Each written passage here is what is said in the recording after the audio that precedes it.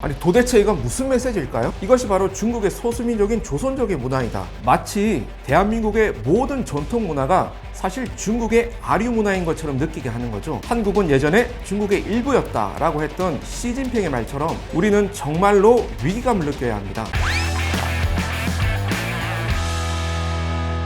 안녕하세요, 박은형입니다. 역사 속에는 우리의 삶과 문화가 녹아 있는데 역사를 뺏긴다면 문화까지 다 뺏기게 되는 거겠죠? 저번에 말씀드렸다시피 중국은 이제는 문화 공정으로 우리 삶의 곳곳에 침투하고 있는데요. 그 모습을 한번 살펴보겠습니다. 여러분, 김치는 어느 나라 음식이죠? 네, 당연히 우리 대한민국 고유의 전통 발효 음식이죠. 그런데 이 김치가 중국의 절임 음식인 파오차이의 일종이다 라고 주장하면서 결국 김치의 원조가 중국 음식이다, 지금 이렇게 주장하고 있잖아요. 흔히 김치 공정이라고 하죠. 심지어는 중국 식당에서 김치를 팔려고 하면 꼭 파오차이로 표기를 해야 한다고 하는데요.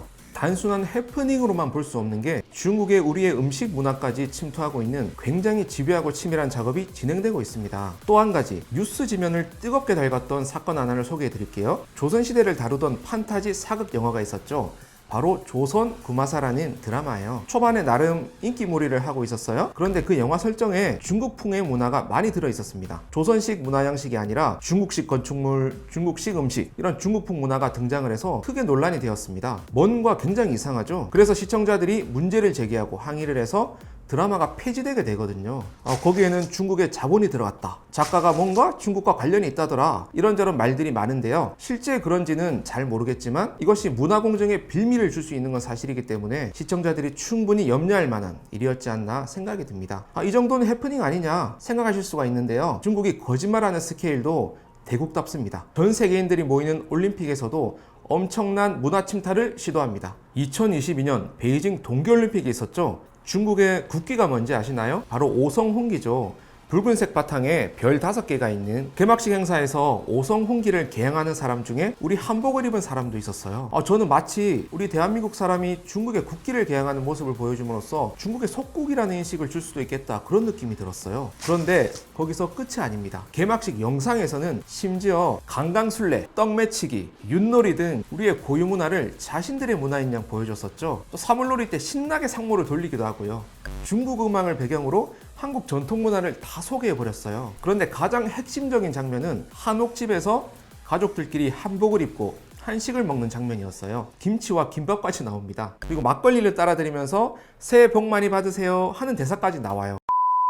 아니 도대체 이건 무슨 메시지일까요? 이것이 바로 중국의 소수민족인 조선족의 문화이다. 마치 대한민국의 모든 전통 문화가 사실 중국의 아류 문화인 것처럼 느끼게 하는 거죠. 한국은 예전에 중국의 일부였다라고 했던 시진핑의 말처럼 예전부터 사실 한국은 중국의 속국이었고 너희는 뿌리가 없다, 그렇게 이어지는 겁니다. 그런데 정부는 별 항의를 안 했던 걸로 기억해요. 우리는 정말로 위기감을 느껴야 합니다. 잘못된 왜곡에 대해서 분노할 줄 알고 잘못은 잘못이다 라고 말할 줄 아는 용기가 필요합니다.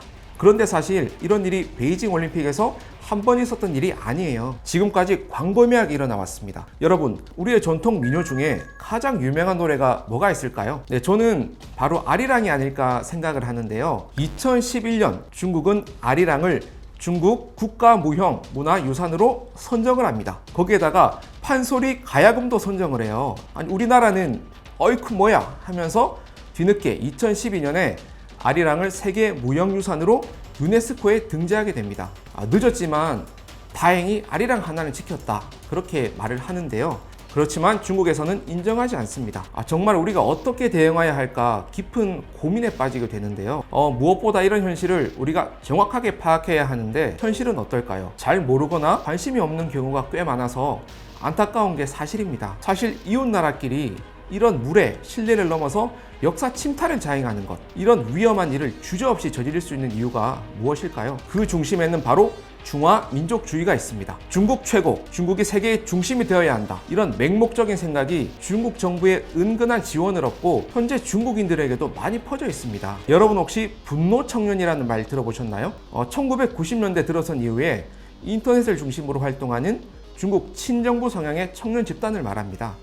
물론 자신의 정부를 지지하고 좋아하는 게 나쁜 게 아니죠. 하지만 그것이 맹목적인 애국주의가 되고 나가서 외부에 대해서 굉장히 적대적인 성격으로 발전하면 이웃나라 입장에서는 어떨까요? 네, 굉장히 우려스럽고 걱정이 되겠죠. 분노 청년들이 일본을 제외하고 가장 많이 공격하는 나라가 바로 우리나라입니다. 이것은 양국이 얽힌 동북공정, 문화공정 문제가 쉽게 해결되기 힘들 만큼 많이 뒤틀려 있다는 것을 상징적으로 보여주는 하나의 예입니다.